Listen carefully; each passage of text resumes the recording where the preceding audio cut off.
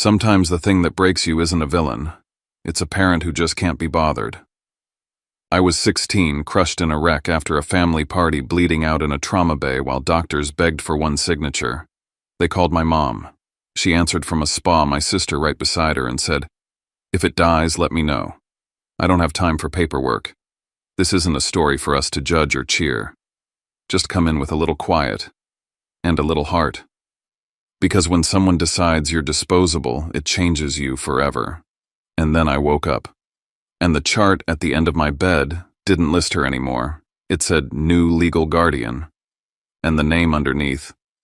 That's where everything really begins. But before I tell you who stepped in when my own mother walked away, I need to know you're here with me. Comment hi or tell me where you're watching from. Sometimes just knowing someone is listening keeps you from falling apart all over again. And if you've ever been the one nobody chose, hit subscribe and stay with me, because this isn't just a crash story, it's a story about who saved me when I was already being erased. My name is Jet Marlowe, and now, let me tell you everything. People think kids who grow up in Montecito don't bleed the same way. Big houses, private schools, a car at 16. But no one ever asks what it's like to eat dinner with people who talk about you like you're not there. I was 16 when I realized I wasn't really in the family photo anymore, not metaphorically, literally. My name is Jet Marlowe, and this is where it started.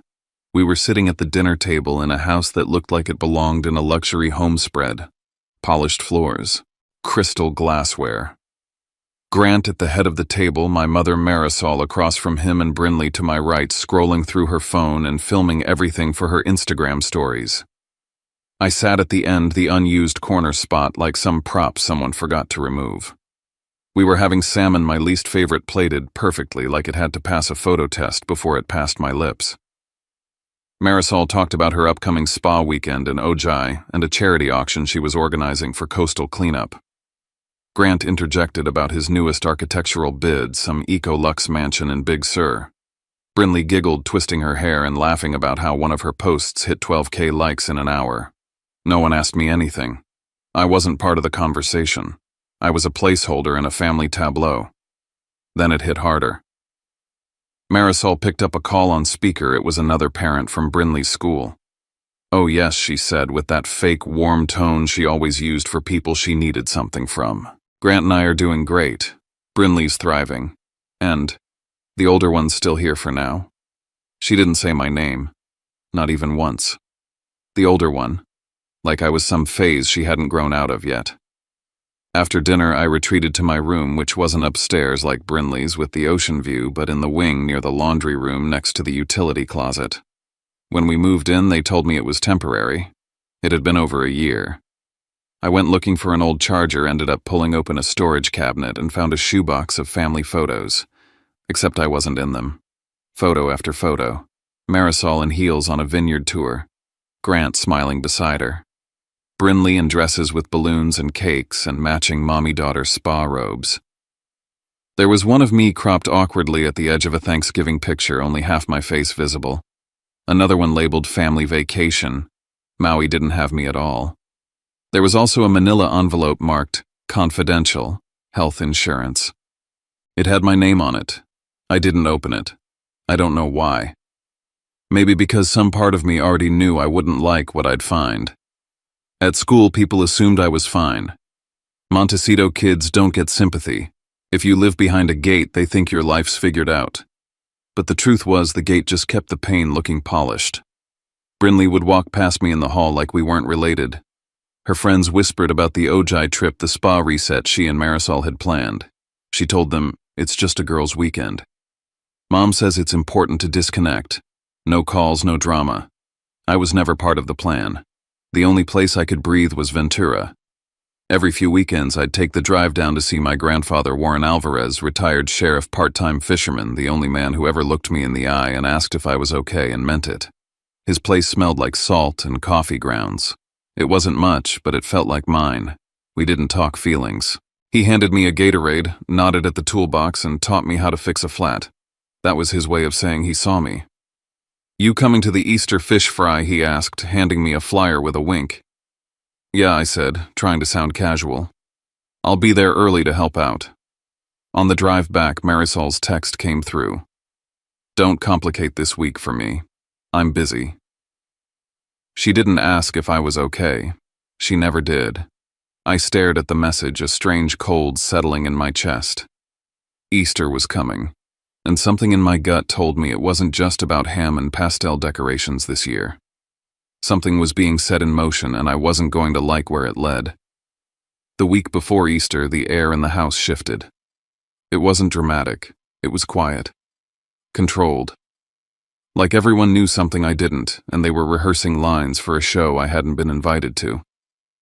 I came home one afternoon and walked in through the side entrance. Marisol and Grant were in the kitchen. They didn't hear me at first. Grant was pouring something into a glass. Marisol stood by the window, her phone face down on the counter. "I talked to Dr. Fenley," Grant said. "He recommends boarding. Structured programs are more effective for behavioral stabilization." Marisol sighed. "I just want it handled before Easter. Cleanly. No scenes. There's still paperwork. We'll get it done. I've already spoken to Ridgeview." I froze. My backpack hung loosely off one shoulder, my heart stuttering like a skipped beat. Boarding, behavioral, paperwork, before Easter. They were planning to send me away, and soon. That night I waited until everyone was upstairs. I slipped into Grant's office under the pretense of grabbing my charger, but went straight to the cabinet where he kept important files. It was cracked open, sloppy. There was a folder marked Household Assets plus Insurance. I flipped through it fast, too fast, my fingers shaking. Marisol, Grant, Brinley. Their names were on every primary beneficiary line. My name wasn't missing, but it wasn't with theirs. It was tucked in the back marked Prior Dependent with a notation Transition Plan Pending. I snapped a picture of the page with my phone and closed the folder before my stomach could turn more than it already had. The next morning, Marisol drove me to school. Just me and her in the car. The silence was loud. "Easter's important this year," she said suddenly. "A lot of people will be there. I need things to go smoothly." I said nothing. "There's also a new opportunity for you. After Easter. A change of environment. Structure, support." "You mean shipping me off?" I said, watching her reaction. Her smile faltered for a split second. "You always assume the worst." "I'm trying to help." "No, you're trying to make me disappear." She didn't answer. She just turned up the music and pretended like the conversation hadn't happened. That weekend I drove to Ventura. I wanted to tell Warren everything, but the words stuck. I didn't want to sound crazy. I didn't want him to worry. "You okay?" he asked, handing me a bottle of water like always. I hesitated. "Just school stuff." He didn't press, just nodded and said, "If you ever need help, real help, call this guy." He handed me a card. Elliot Crane, juvenile law specialist. I pocketed it and made a joke, but it didn't feel funny. Back in Montecito, I passed by the living room and saw Marisol's iPad buzzing with notifications. One of them caught my eye: Ojai Valley Inn spa confirmation. Full-day mother and daughter reset. Non-refundable. Note: no calls during session. It was scheduled for Easter Sunday. My heart thudded. That couldn't be a coincidence. If something happened, if I needed help, there would be no one to reach them. They'd planned this. The night before Easter, I was packing a bag to stay at Warren's when Brinley knocked. She didn't come in, just leaned against the doorframe with her arms crossed. "Just so you know," she said, "after tomorrow, everything gets easier. For all of us." "What the hell does that mean?" She smirked. "It means you're not part of this family anymore. And honestly, you never were." Then she walked away like she hadn't just lit a match and dropped it on everything. I stood there staring at the photo in the hallway, Marisol, Grant, Brinley, smiling in front of a Christmas tree. My frame was broken and missing from the shelf underneath.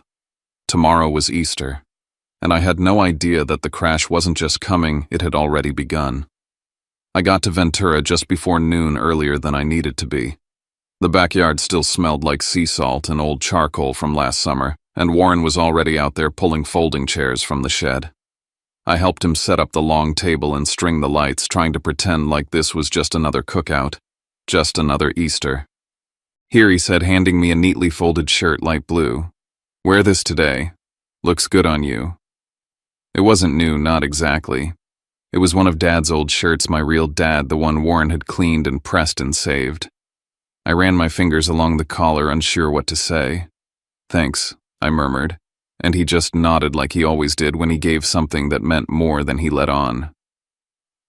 By 2 o'clock, the backyard was full. Cousins, uncles, aunts, I didn't really know, but who still hugged me too long and asked too many questions. There were deviled eggs corn on the cob someone brought tri-tip from that place off the 33. It felt real. Safe. For once, I wasn't background noise. Then came the perfect storm. Marisol arrived like she was being photographed. Flawless white dress, not a wrinkle out of place. Grant parked the Tesla right by the curb like he owned the block. Brinley got out last recording on her phone, twirling in the sunlight. They didn't bring a dish, didn't bring drinks. They brought presents. That was enough for them. Marisol air-kissed an aunt she hadn't seen since Christmas and made a loud compliment about the centerpieces. Grant started talking business with one of my cousins like he'd rehearsed the pitch. Brinley just kept filming. I walked over to say hi, and Marisol turned to a family friend. "This is Jet," she said. "Not my son. Just the name." Then she smiled and turned away before I could even respond. I backed off, grabbed a bottle of water, and headed toward the side of the house. I needed a minute. That's when I heard her. Marisol's voice was soft but unmistakable. "Yes, just confirming tomorrow. Full day. Yes, just the two of us. No interruptions, no calls, no paperwork. It's our detox day." She laughed this smooth, pleased sound. It's been a long time coming. Just mother and daughter. Real quiet. I froze. Brinley's voice chimed in from behind her. "Finally. No boys, no drama. Just us." My stomach dropped. It wasn't the words, it was how easily they said them. How easily I'd been erased from what family meant to them. I don't know how long I stood there before I walked back out into the yard. Warren caught me halfway across the lawn. "You okay?" I nodded too fast. "Just a headache." He didn't believe me, but he didn't push. I sank back into my chair and tried to eat something, but it all tasted like cardboard. Later, one of my mom's cousins pulled me aside near the grill. She was sipping iced tea and making small talk when she said it. "So I heard you're heading into something new after this. Your mom said there's a program lined up." I stared at her. "What kind of program?" She shrugged. "Something structured. Good for focus and discipline." She made it sound like a great opportunity. I walked away before I could say something I'd regret. By sundown, I'd had enough. The warmth was gone. The Ventura breeze didn't feel safe anymore. It just felt like the last thing I was allowed to keep. I told Warren I was heading out early. "You sure?" he asked. "Yeah, just tired." He handed me the keys to the old Civic I'd saved up for. "Drive safe. Roads'll get slick if that rain moves in. Text me when you're home." I nodded. "I will." Brinley passed me near the gate, all lip gloss and smugness. She leaned in just enough to whisper, "Mom's busy all day tomorrow. Whatever happens, don't call." I stared at her stunned, but she didn't stop. Just kept walking like it was nothing. I slid into the car, turned the key. The smell of barbecue still clung to my clothes. I didn't look back as I pulled away. But the wind had picked up, and the sky was shifting. As I merged onto the highway, I kept thinking about Warren's voice. "Text me when you're home." And Brinley's voice. "Don't call." Two different orders. One meant protection, the other meant erasure. And I still hadn't decided who I was going to listen to. The rain hit faster than I expected. By the time I passed the first exit out of Ventura, the windshield was a blur of water and headlights. The wipers were on full speed, but they couldn't keep up. Everything looked smeared like I was driving through a painting someone had cried on. I glanced at my phone in the console. I typed out a quick message to Warren, heading back. All good. Then I stared at it. What if he called? What if he heard something in my voice? I deleted the message and stuffed the phone into the glove box. I didn't want him to worry. I didn't want him to stop me. I told myself, just get home. Sleep it off. Act like today didn't happen. The road curved through a low stretch, and water pooled in the dips. I slowed down. I wasn't being reckless. I remembered Warren's voice. Drive slow if it rains. I checked the speedometer just under the limit. That's when the headlights showed up in my rearview mirror. Bright, close, too close. A black SUV hugging my bumper. Their high beams flickered once, twice, like they wanted me to speed up. But I didn't. The SUV didn't pass. It stayed right there, inching closer, headlights bouncing inside my car like searchlights. I gripped the wheel tighter, heart thudding in my ears. Then I saw it. A decal on their windshield. Something like a school crest or private club.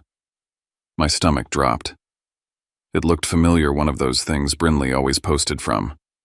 Some club her friends went to. I didn't have time to think about it. Up ahead, a semi-truck in the opposite lane hydroplaned. I watched it start to fishtail, slow at first, then fast, too fast. Its trailer slid across the line like a knife. I swerved. Everything went white. Then sound exploded, metal glass, something tearing. I felt the seatbelt lock across my chest. The world spun. My arms went numb. My head cracked something hard. Then silence. And then noise again. Sirens. Someone yelling. A sharp light above me. A voice asking, "Kid, can you hear me? Stay with us." I couldn't speak. I tried. Nothing came out. My whole body felt like it was wrapped in wet cement. Hands pulled at my jacket. Someone was checking my pockets. My wallet was on the floor, open. My student ID. A folded business card, the one Warren gave me. I saw a paramedic pick it up, glance at it, then stuff it into my coat pocket like it didn't matter. But it did. They strapped me to a board, lifted me into the back of the ambulance. I could hear them talking. "Name Jet Marlowe," someone muttered. "No paperwork," says Wexler. "What?" "That's not what he said. That's what's in the system." Muffled voices. Then one of them, "Insurance is flagged. We need to check eligibility." Then a pause. "We don't have authorization. Family contact." Another pause. "Mother's unavailable. No calls allowed during spa treatment. Listed under Do Not Disturb. No other guardian listed." I tried to move. Tried to speak. Nothing. The sirens got louder. The lights harsher. I heard the doctor as the doors swung open. "Get him in now. We're losing window time." I wanted to scream. I wanted to say I wasn't alone, that someone was waiting for me, that I mattered to someone. But all I could think about was the message I didn't send. Heading back, all good. It would have been a lie, but at least he'd know I tried. I don't remember being wheeled in. I don't remember the white light or the metallic clatter of gurney wheels over tile.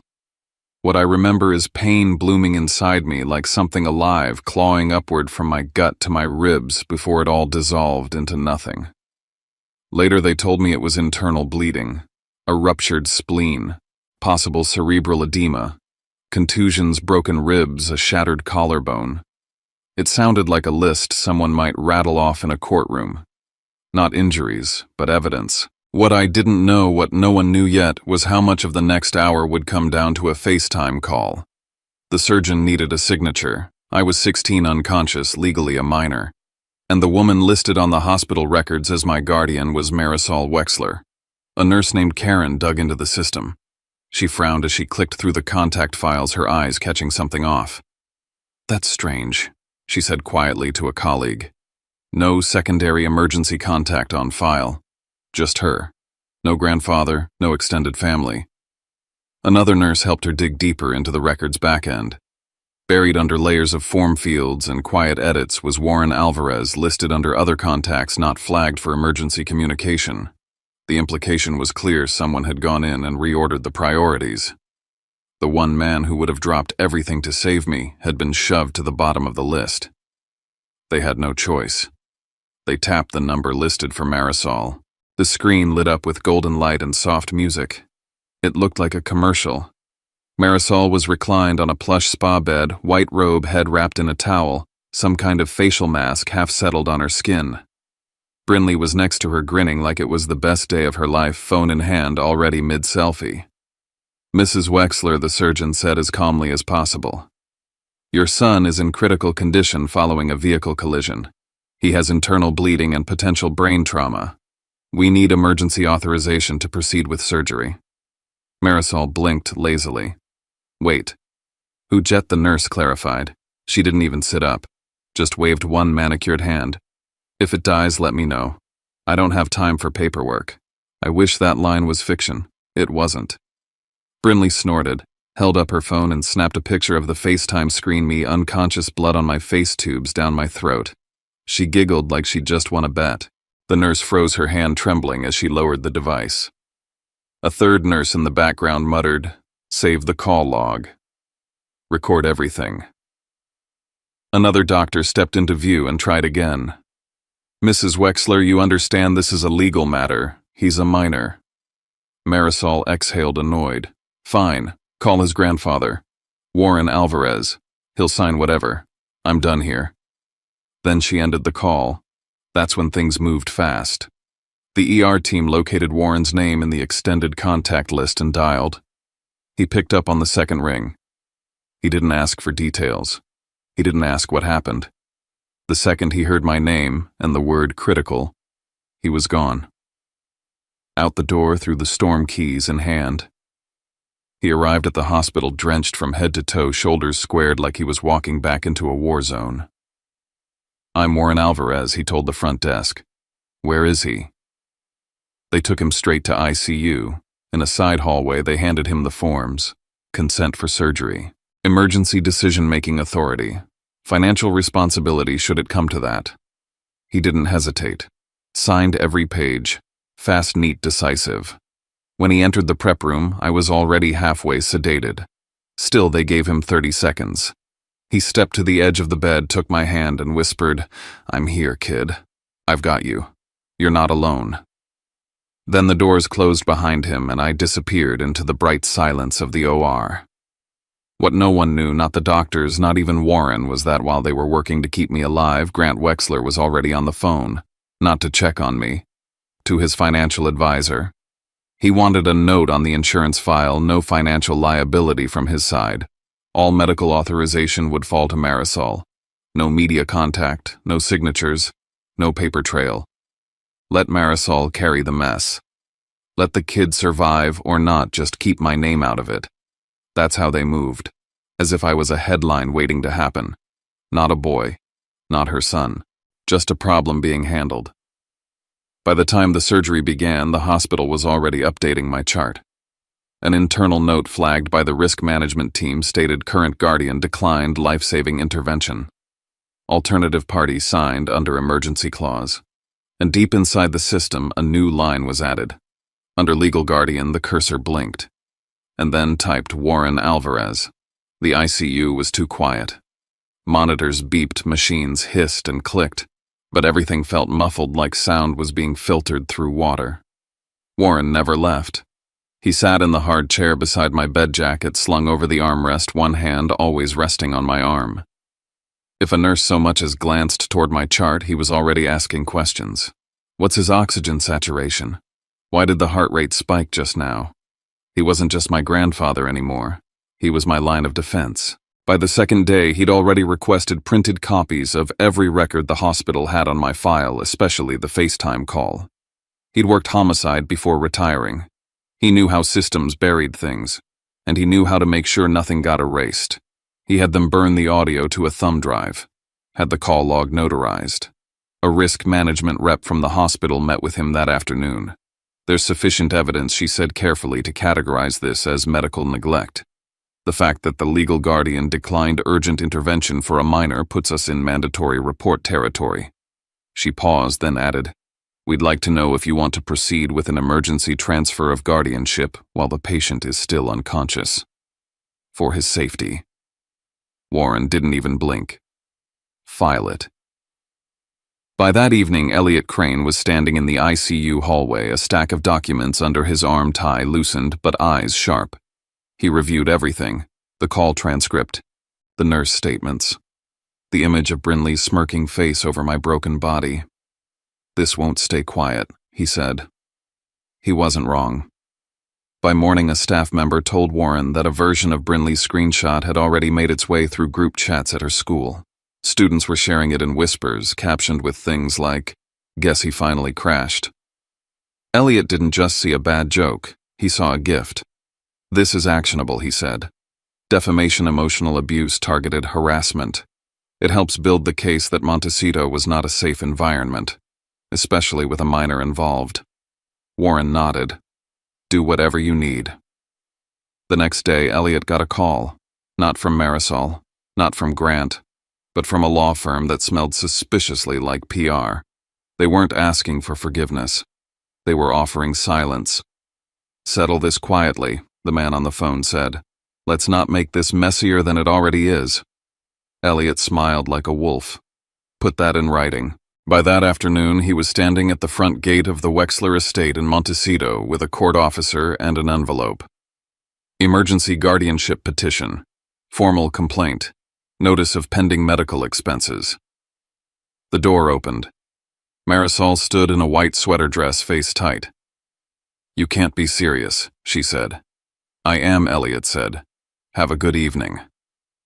Behind her, Brinley burst into tears. "She's saying I posted it by accident," Warren later told the nurse. "Now it's my fault for being in the hospital." The court fast-tracked the hearing. Children, medical negligence, social fallout. Even the system couldn't ignore that. By day's end, Elliot had everything lined up.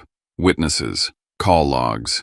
My new medical chart with Warren listed in bold at the top as primary decision-maker.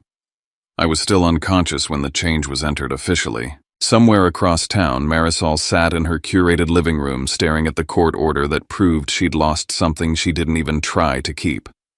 And in the ICU, Warren leaned forward, resting both hands on the bed rail. "I've got you, kid," he whispered.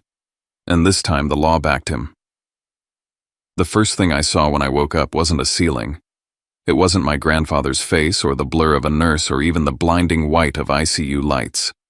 It was a clipboard. More specifically, a chart clipped to the edge of my hospital bed. At the bottom, in bold capital letters, a phrase I couldn't process fast enough: "New legal guardian." And right underneath that, a name: Warren Alvarez. My throat burned. My ribs hurt. Something was in my nose, my arms, and I was pretty sure I couldn't feel my left leg. But all of that was background noise to that single line. Something had changed drastically while I'd been unconscious. Someone had made a decision that saved my life. And it wasn't the woman who gave birth to me. "Hey," a hoarse voice said from beside me. I turned slowly. My grandfather sat in the stiff hospital chair, his elbows on his knees, hands clasped like he'd been praying or bargaining with something that didn't listen much. His eyes were bloodshot and rimmed in salt. "You're awake." He breathed, then pressed the call button for the nurse without taking his eyes off me. "You're safe now, Jet." I wanted to speak, but my lips barely moved. My voice cracked like wet paper. Still, I managed 2 words. "What happened?" He didn't sugarcoat it. He didn't baby me, didn't pretend the truth would come later. "You were in a car accident on the 101 driving home from Ventura. It was bad. A semi jackknifed in the rain." He paused. "You almost didn't make it." I closed my eyes and the memories flickered, metal screaming glass, raining a woman's voice on the phone saying, "Don't call me tomorrow. We'll be at the spa all day." He saw something in my face shift. "You remember something I remember leaving the cookout?" He nodded slowly. "That's where it started." He told me everything else. That the trauma team needed immediate consent to operate. That the hospital called Marisol because she was still listed as my legal guardian. That she was in Ojai with Brinley mid-facial, and when asked for permission to save my life, she said, "If it dies, let me know. I don't have time for paperwork." Then Brinley laughed, took a screenshot of me on a stretcher, bleeding. I didn't speak. I couldn't. My heart wasn't breaking, it was going numb. Like someone had turned off the pain just long enough for me to float above it, watching. Hospital staff recorded the call, Warren added. They flagged it for risk management. That was enough for Elliot, our lawyer, to petition for emergency guardianship transfer. The court agreed. I signed the papers. I turned my head toward the chart again.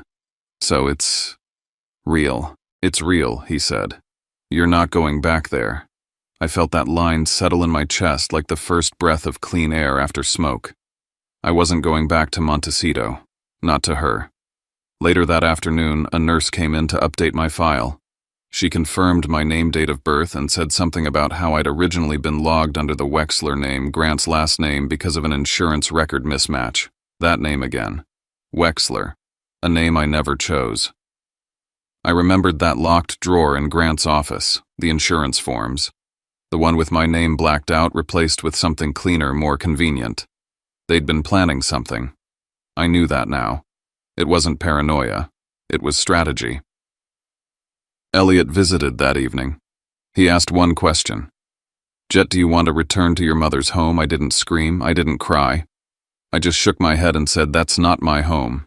He nodded. That's all I need. The next morning, the hospital buzzed. Not with alarms, but with energy PR reps pacing the hallway, a man in a crisp blazer asking for a quiet conversation on behalf of the Wexlers. He offered a donation to the hospital if the situation could be handled with grace. Elliot told him to get lost, in more elegant legal terms. I watched it all from my room, knowing I was the storm they were trying to contain. Then came the emergency hearing. Elliot wheeled me into the courtroom.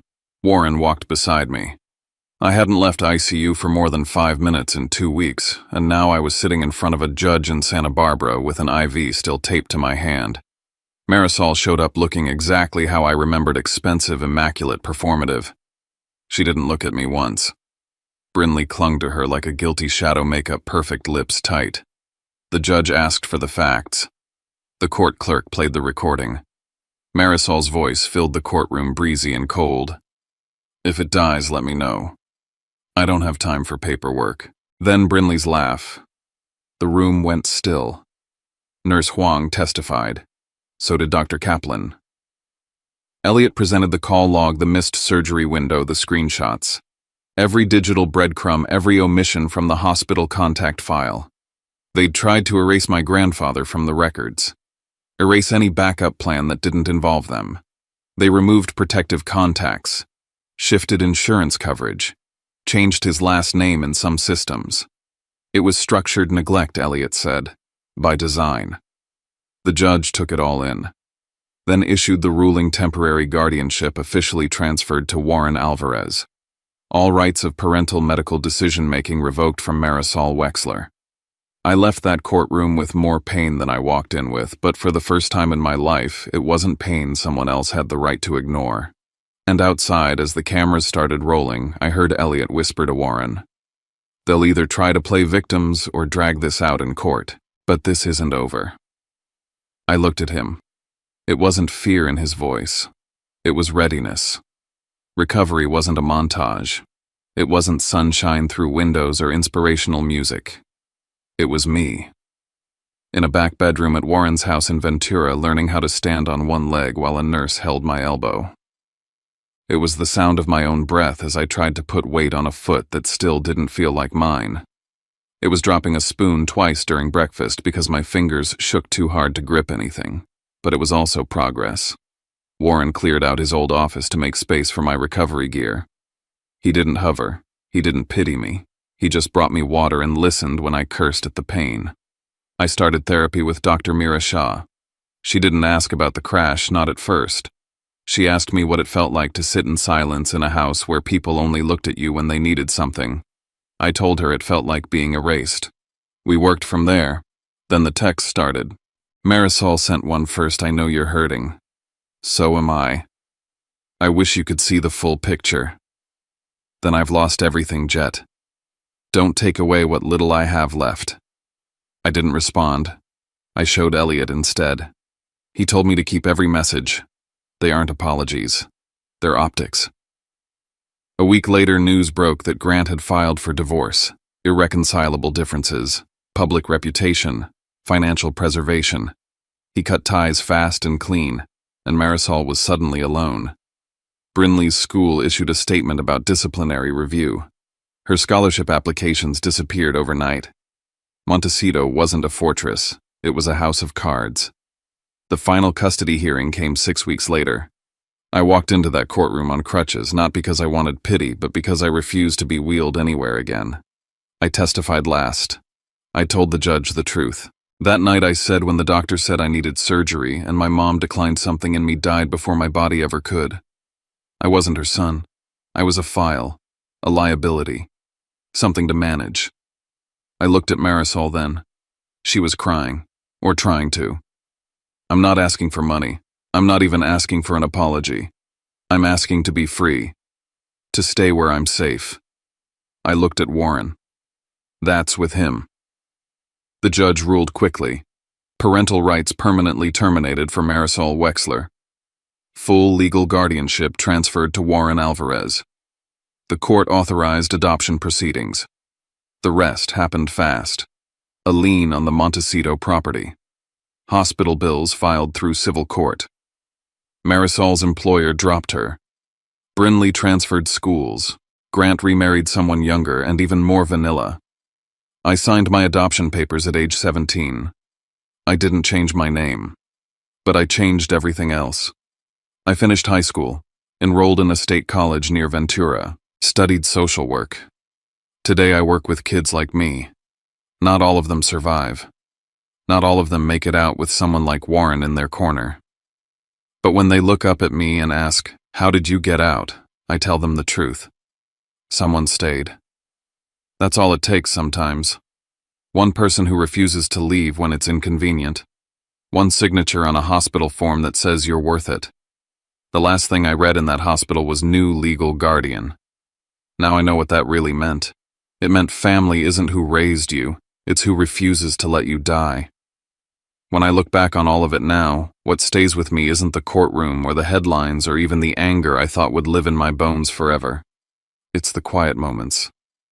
A hand held in a hospital chair, a name written on a chart, a person who simply refused to leave. We like to believe family is automatic, like blood does the loving for us. But sometimes love is a choice made in the middle of a storm when nobody's watching, when it costs something real. If this story stirred something in you, if you've ever felt unseen or replaced or saved by someone you didn't expect, I'd really love to hear from you. If you want, leave a few words in the comments, just whatever feels honest. And if you'd like to be part of a space where we listen without tearing each other apart, where we share stories and carry them together, you can subscribe and stay close.